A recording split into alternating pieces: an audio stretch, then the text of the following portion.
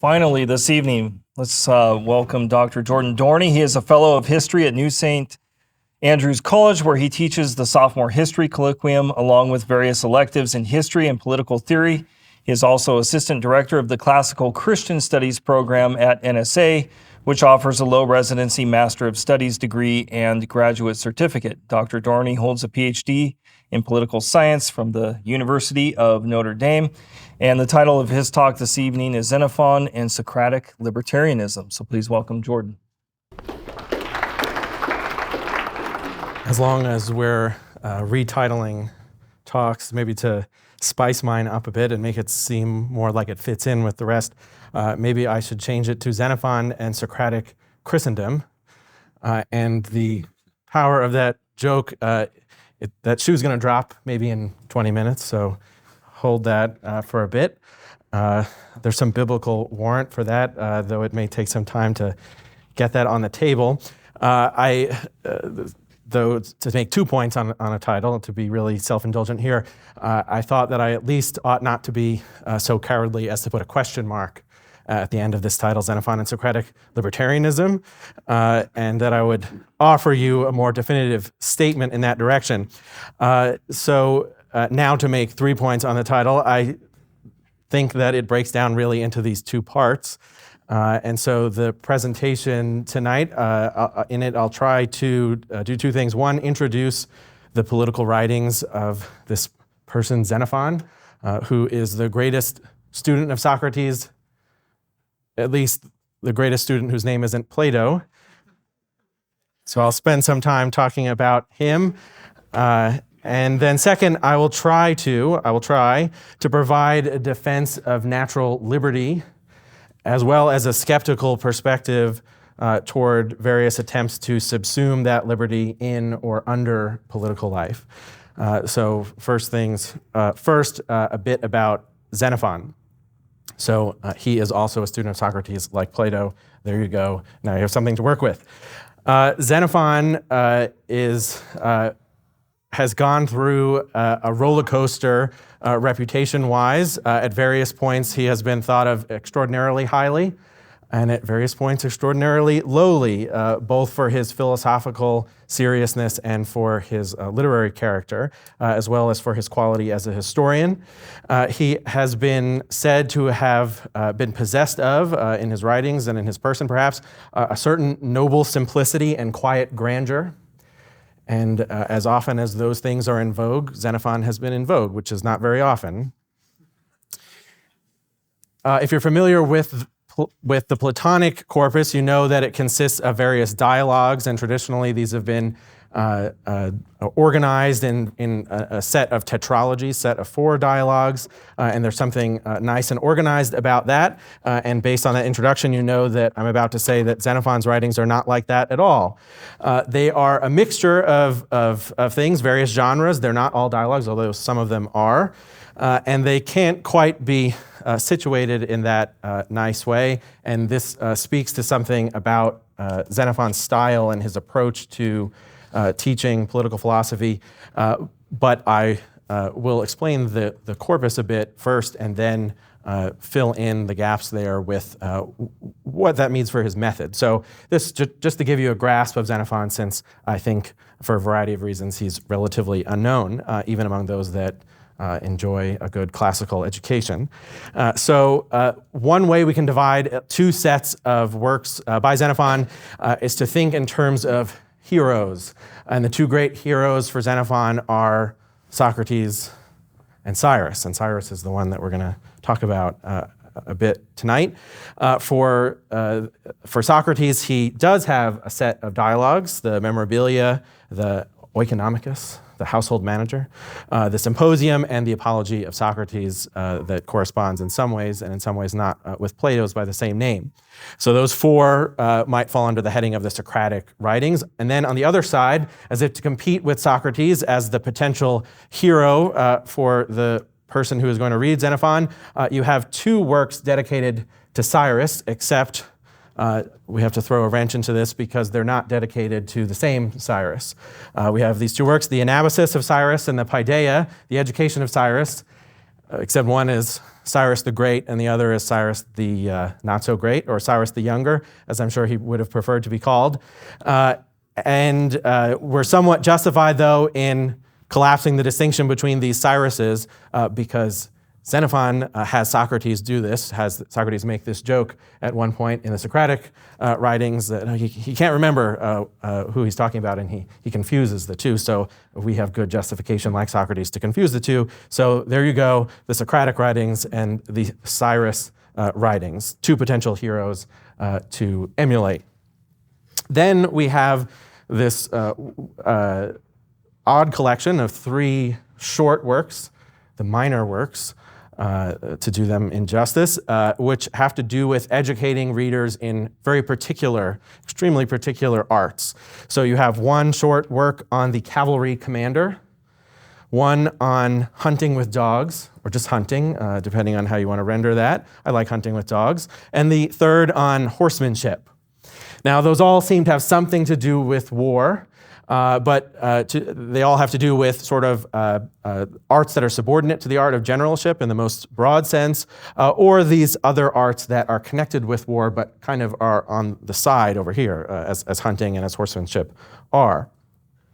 The only weird thing with these is when you open them up, you find out that there's all sorts of things that are not just technical descriptions of how you ought to go hunting with dogs.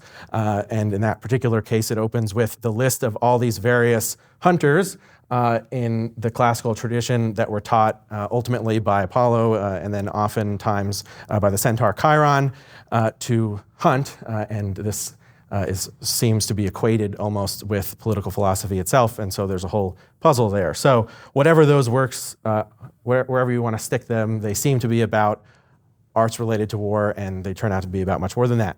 Then the final way of distinguishing things, for a Greek, you can divide the world into two parts, Greece and everybody else. And so Xenophon also does this in a way, except he does it in a book which he calls Greek Stuff, the Hellenica. And this book, contrary to its name, contains Greek stuff and non-Greek stuff, but there you go. So if you take these two parts, you have Greeks and barbarians. On the barbarian side, you have the Hellenica itself, but then you have also those works about the Cyruses. Under the Greeks, you have the two great representatives, the two alternatives, the two ways. You have the Spartans and the Athenians. And so Xenophon has a constitution of the Spartans and a constitution of the Athenians. He then has a book on economics, properly speaking, or at least in the way that we speak of it, called Ways and Means, that falls under the heading of Athenian things because it's about economics in Athens. Then the second work for the Spartans introduces a new problem. It is not called Sparta, it's not called kingship, it's called Agesilaus, who is a king of Sparta who Xenophon became friends with, but it is about kingship. And the final work can be contrasted with that, and that is his dialogue, the Hiero, which is about tyranny, and is not about Sparta, but in fact about Syracuse, and Syracuse's relationship to Greece is another one of these problems. They're kind of Greeks and they're kind of not. So the Hiero sort of sticks out like a sore thumb on the side here and deals with tyranny as opposed to the Agesilaus, which deals with kingship. Except the Hiero also deals with poetry, because it's this problem of the relationship as often arises between those with lots of money and power and those who have neither of those and no means to get them except by coming up with poems. And so there is all sorts of interesting things going on there, but there you go. There is the scheme of Xenophon's works, and now you have something at least to stick your hat on as we go through all of this. So I'm fellow of history at NSA now, so I better give you some dates before we get too far. But you can tell my interest in things by prioritizing the texts over the life. But there you go. If you want some dates, I can give you some made-up ones. 430 to 355, sort of. Unless this story that's told about Xenophon about getting rescued by Socrates during a particular battle is true, in which case he probably wasn't like a baby during that, so maybe he was born in the 420s or something like that. And because of the way that the Greek calendar works, maybe he died in 354 or 355. One has to figure out those things. So there you go. You can situate now him in that period. All right. Now we can go back to this comparison between Xenophon and Plato very quickly. Well, what's the problem with Plato? The problem with Plato is those of us that like reading him are a little squishy. We don't get out in the sun very much. We're a little pale. And so there's a bit of a problem about getting a certain kind of person, a certain kind of young man especially, excited about doing political philosophy if Plato is all there is. So Xenophon comes along and he can deal with the rough and tumble people as well. So Xenophon in his writing has this kind of double method that corresponds in some ways to that scheme that I just gave you of his works. You can see why there's something in there for everyone, including the rough people and the not so rough people. But he does this at the level of just sentences and paragraphs and the stories that he tells. He is writing in kind of two ways at all times. So he talks about noble, good, true things, and then he also tells bawdy jokes and relates bloody battles. And you can imagine which kind of guy likes which kind of thing. So that with Xenophon, you have a serious playfulness or a playful seriousness. He has this principle where he says all the good stuff, and then he tells you about all the bad stuff he's not telling you about. So there's a bit of a trick there. That's, of course, different than just talking about the good stuff and not talking about the bad stuff. The result of all of this is that, again, his historical reception, not quite so good as Plato's. I mean, people will complain about Plato again. He's otherworldly, all that other stuff that people will say, whatever. Xenophon, he's sort of both serious and unserious. He's unserious in the sense that his philosophy is not all that impressive, supposedly. It's not true, of course. And he's really serious because he's dull and dry and boring and horrible to read, says all the people that don't read him. The effect of this, again, has been that we have Platonism. That's a school of philosophy, and no one's ever heard of Xenophontism. But it turns out, and this really gets beyond the limits of what I can get through here, but it turns out that as you work with these two, they start looking a whole lot more like each other. Plato, it turns out, also has bloody and bawdy bits, and Xenophon has high metaphysical musings as well. So there's something intentional about this, and much more that could be said, but I'll put a pin in it. So there's the first part. The second part, natural liberty and Socratic political philosophy. It seems like if I'm going to speak to some libertarians, I should talk about liberty. And I think there are some things in the Socratic approach that Xenophon exemplifies that are useful for keeping in mind for this. So one is a presumption against authority. So this especially, I think, if we're thinking in political terms, means laws and rulers, they get questioned. But other authorities, like poets, they also get questions, even if this only happens indirectly. So there may be some things to work with there. The second piece here that I think contributes to a certain idea of liberty is the priority of the individual soul. So that the human good, whatever that is tied to the education of the individual toward virtue, whatever that is. And then the third item here is a kind of anti-cosmopolitan character. So often philosophy is supposed to be very cosmopolitan, right? It lifts you up out of the environment in which you find yourself, and so that you're no longer just an Athenian or an American or whatever, but you are, you're engaged in the realm of ideas, and this is very nice and fancy and leads to all sorts of things. Except Socrates has this weird commitment to Athens. He doesn't like leaving it. He fights for it. He has some kind of attachment there. So again, we could develop this more, but those three things, presumption against authority, a priority for the individual soul, and a kind of anti-cosmopolitan intent. I think those three things together form the basis for thinking about Socratic political philosophy and Xenophon's presentation of that in those terms. So then for the rest of this time, I want to talk about a particular work. This is The Education of Cyrus, the Paideia of Cyrus the Great. And this is one place where I think you see those three things play themselves out in quite interesting ways. So here, you could start with the title. I started with my own title, so I should at least start with Xenophon's title. Why is it called The Education of Cyrus? Machiavelli, for instance, when he recommends everybody go out and read Xenophon, he calls it The Life of Cyrus. And Xenophon could have called it that. Of course, you have the problem, The Education of Cyrus. What does that mean? Does it mean Cyrus's education in the sense it's the education he receives, or is it Cyrus's education, the one that he gives you or the one that you get when you read Xenophon's book? Why not call it The History of Cyrus? Xenophon supposedly is a historian. People accuse him of that. So why not call it The History of Cyrus? That would seem to be maybe a different kind of book. Why not call it The Kingdom of Cyrus? If we're interested in the political side most of all, why not make it about the kingdom or the empire of Cyrus?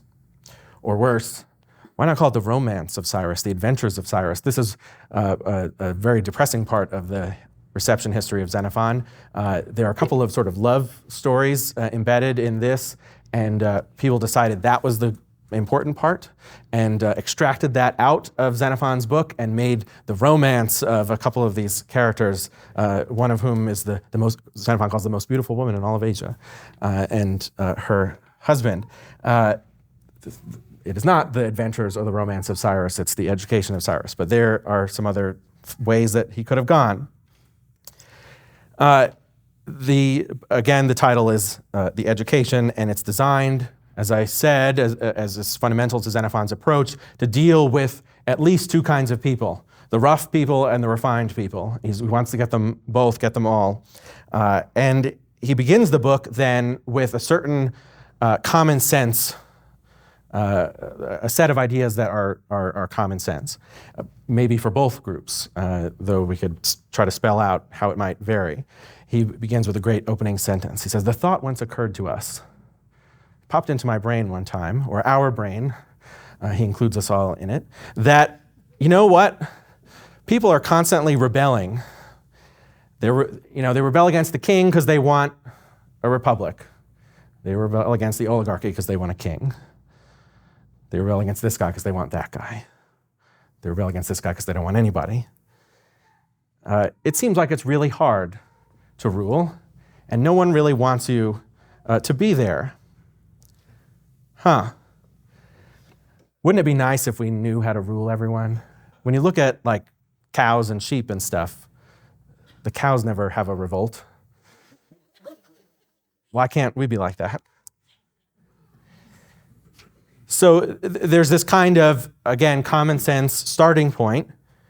Maybe we're not like cows and sheep and pigs, and we are not born to just be ruled by our rulers. This is what I think you might call, again, not just a common sense view, but a kind of natural libertarianism. We all feel that this is true. There are a couple of wrenches in here, again. This is always what happens with Xenophon, because he also applies this to the household. Turns out, children sometimes don't like their parents. Servants sometimes don't like their masters. So maybe it's worse than we thought. Maybe we're not just natural libertarians, where we want more or less than that. So that problem looms over it. But in any case, all of that is swept off the board when another thought pops into our collective mind, when we remember that certain Cyrus, some Cyrus guy, this is a funny way that Xenophon puts it, when we remember this guy Cyrus, who made it look so easy, he conquered so many people, he didn't even know what language they spoke, he still ruled them. Kind of like how, I can't speak to a sheep or a pig or a cow. You can see the problem in there. So this common sense view is overwhelmed by the historical record. Although we might not feel like we deserve to be ruled by everybody, it looks like maybe somebody figured us out, and so we just better submit to this totalitarian state. So the education traces the career of Cyrus as he moves from old Persia, this austere republic where you're not even allowed to spit in front of people, because it shows you're wasting your water, right? To Cyrus sitting on the throne in Babylon, surrounded by eunuchs, wearing platform shoes and eye makeup and a wig. I don't know. I think both are scary. When you read the book, though, it seems like Xenophon is really hyping up this guy Cyrus, right? So I said, you have two choices for heroes when you read Xenophon, Cyrus or Socrates. And man, this Cyrus guy looks like something. Everybody loves Cyrus. They're constantly talking about how remarkable his soul is, how handsome he is. Men and women, right? This is what happens. Everybody loves Cyrus. Now, this is as nice as far as it goes, except when you put this in a political context, everything kind of gets a little creepy. Friendship, family, erotic desire, all of this gets redirected toward Cyrus in this grotesque, disgusting way. All the stuff that makes human life good in all of its various spheres, when it's all mashed together in the regime or in the empire, it's unsettling. And yet, he's just so good at it. So how do we get out of it? He's just such a handsome guy. He's just so noble. He's just so brave. He's just so whatever. Darn it, I guess we better give him all the power. This, again, you can see how there's the common sense, natural libertarianism on the one side, and then almost this common sense reaction to someone of surpassing greatness. We get an extended picture of Cyrus's camp as he's conquering both friends and enemies. Cyrus's camp is the place not where everybody knows your name, it's the place where Cyrus knows your name. And at first you think, isn't this wonderful? Cyrus knows my name.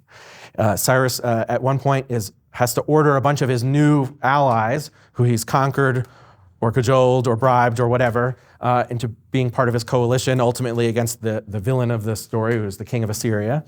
Read your Bibles for more.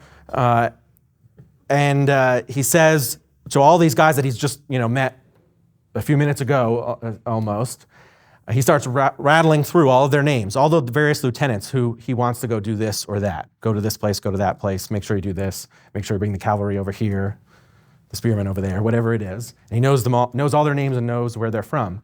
And boy, they love that. And then Cyrus gives this speech in earnest, seemingly, where he says, yeah, right, because like a craftsman needs to know the name of all his tools, right? So they perceive of it as love, and he says, yeah, you're like my hammer, or like that, whatever that kind of saw is I need for this kind of job. I should know what its name is so I can ask somebody to bring it to me. I can't just be like, yeah, the one that's like, whatever. This is the way that Cyrus deals with it. Again, there's a big problem here because Cyrus seems so impressive, seems to overwhelm our natural libertarian sympathies, and yet it just is really gross and really scary. But if man is supposed to be free, again, why is it so easy for Cyrus to do all of this, to conquer not only his enemies but also his friends? And why does everyone keep giving up? Why does everyone love Cyrus so much that whether he pays them off or he does something for them or even defeats them, it turns into this love for Cyrus? This presents a problem. It's kind of, in a way, the factual argument against libertarianism. This is, after all, what Xenophon had first indicated. He had this thought, and then this other thought popped in that seems to disprove it. Now, in the end, as I suggested, he ends up on the throne of Babylon, wearing platform shoes and eye makeup and a wig and all that other stuff and surrounded by eunuchs. In the end, it seems like he fails at what he sets out to do because not only is all of that the case, but he dies after giving this great speech to his sons about how they're not supposed to fight with each other, except what happens after Cyrus dies. His sons go to war and one kills the other and somebody impersonates the one son that's killed, and you can read Herodotus for all of that. But does this really get us out of the problem? Is it a problem with Cyrus, or is it a problem with us? Or what are we looking for here? If man no longer looks like he's not made to be dominated, but looks like he really is made to be dominated, what do we do with Cyrus's ultimate failure? What do we look for? And I think this then, to kind of move towards the end here, there's three possibilities. And this depends on how we answer the question of whether man is a political animal. So let's say that man is a political animal. Well, then we want to look for Cyrus 2.0. Even better Cyrus. We assume that Cyrus must have made some mistake. He must have been corrupted at some stage. And we really do, after all, want the kingly art, this thing that Cyrus has been after throughout the text. We want someone who really possesses it in the usual sense, the kingly art, the thing that the king needs to know, but to the highest degree, even more than Cyrus himself. And this kingly art is hierarchical, and it's highly structured. Because the difference here between kingship and tyranny is that tyranny wants to remove all the layers, and kingship wants to have lots of layers. You don't want Cyrus speaking directly to everyone. You want him speaking to people who speak to someone else who speak to you. This would seem to be a characteristic of this Cyrus 2.0, this potential, again, if man is a political animal after all. The danger here, though, is Machiavelli's Cyrus rearing his ugly or beautiful head. Do we really want someone who's just even better than Cyrus at the whole political thing? Maybe we can talk about the ways in which he would protect political liberty. Maybe the institutional constraints that would be placed on such a ruler would resolve the problems that we see with Cyrus. People invent these kind of nice readings of Machiavelli to emphasize this sort of perspective. Again, we would look for the mistakes that Cyrus might have made and fix them. Or there's just something fundamentally corrupt with this whole thing. So then we might say, okay, well, forget this political animal thing. It seems like man is, after all, not a political animal. We don't want him to be ruled in this way. In which case, it seems like now we would push for resistance to all different kinds of rule. And we would look for an alternative to that perfect political community in those other realms of life which Cyrus has suppressed. So we're looking at the 2.0 versions of all the other stuff that Xenophon brings up in this text. There's community or society as let's say, a sub-political thing. And we have various examples in the work. We have the old Persian Republic, we have the Median Empire, we have a number of other regimes that get some special attention. And in all of those cases, there's something wrong with them, but we could fix it. And then that would be nice, right? We want the austerity of old Persia, and we kind of want the pleasant times of old Media as well, but you can see why maybe that introduces some problems. Or maybe friendship, maybe that will be what solves all of this. We want our comrades. So all of those times that Cyrus presented his love for his men and his men's love for him, okay, he was corrupt, and that was a corrupt kind of love, but we want the real deal. That's what will satisfy us. We want that brotherly banter that we get in this great scene that comes in the middle of the conquest that I call the tent party, because they go into Cyrus's tent and they have a party and they tell jokes to each other. And here's where you get some of the body jokes and the regaling each other with bloody stories. Maybe that's, if we could only have the non-corrupt version of that would fix it, because again, we're not political, we're social, or we desire friendship or something like that. Or we have, again, this romance between the most beautiful woman in all of Asia, Panthea, and Abradatus, her husband.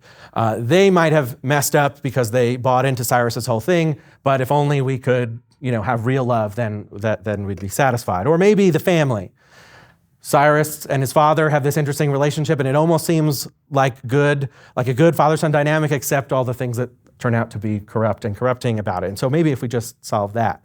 So with all of these things, the difficulty is we hold out the hope that if we could just fix this other area, if we run away from politics to something else, our problems would be solved, except Xenophon also seems to show that those things are not going to satisfy, that we won't acquire that scientific knowledge, that we won't be able to carry this out in having moved on from political life. The individual, the domestic, the political, all of it's a problem. So then, again, the question is this a more consistent libertarianism? Politics is corrupt and so is everything else. So we need to be more skeptical of every area of human life. That's one possibility. The other possibility that Xenophon holds out is that philosophy will fix this. What we can do is turn inward. Individual soul, individual liberty, all that stuff that I talked about, right? We can have self-rule. We won't be ruled externally, we'll rule ourselves. The question here then is this ultimately unpolitical, anti-political, or is it political in some new and fancy way? I'm going to go with door number 3 for now, as I bring this to a conclusion. So let's say then again on this question, is man a political animal? Let's say he is, but it's not in that ordinary sense. We're not talking about constitutional arrangements and how many senators we have and how long the president is president or something like that. But we mean political in this deeper Socratic sense. Freedom from government restraint then is not the ultimate principle of liberty that we're after, but a different kind of freedom. I said that Socrates offers this, but I might say that there's 2 ways. And I won't say that they're the way of life and the way of death, but you can figure out which is which. And you might say that they're the way of life and the way of death. In the first case, we have Socrates. And here you have the transformation of the kingly art into the life of political philosophy. So in the place of that political hierarchy, we have a kind of political epistemology. Our knowledge is organized by a supervening science. This is the Aristotelian idea of the architectonic science, of which a little tiny branch is that thing that people call philosophy. This is the opposite of a tyrannical epistemology, which levels all knowledge and cuts out all of the intervening things, where knowledge itself just sort of speaks directly to everything underneath it. That would be tyranny in the realm of science or in the realm of political philosophy. This is what Socrates seems to offer, and we have a taste of this in one episode in the text when we have a mention from the Prince of Armenia, the story of his tutor who is killed by his father because he teaches him to, not listen to his father as much anymore, which is what happens with philosophy. So then there, with that little story, we reintroduce the problem of politics. If we were avoiding something pernicious and corrupting, it seems like we've reinvented the wheel, and Socrates now is corrupting the youth instead of Cyrus. Of course, the other side, the other way, is that we look not to Cyrus, the anointed one, not Cyrus the Christ, but the other one, and to his union of the kingly art and wisdom in his own person. And here I would just then deflect all questions and all attention back to the previous discussion, because this would introduce questions about whether Christ's kingship makes human rule, human politics, more or less important. Does he make it so that no one else needs to be king, just him? Or does he make it so that all Christian kings have to be a certain way? Is the Socratic desire for a political epistemology fulfilled in Christ then, apart from political life? Or is it fulfilled in Socratic, or not Socratic, but in some kind of Christendom? And with that, again, I'll redirect all attention back to the previous talk. Thanks.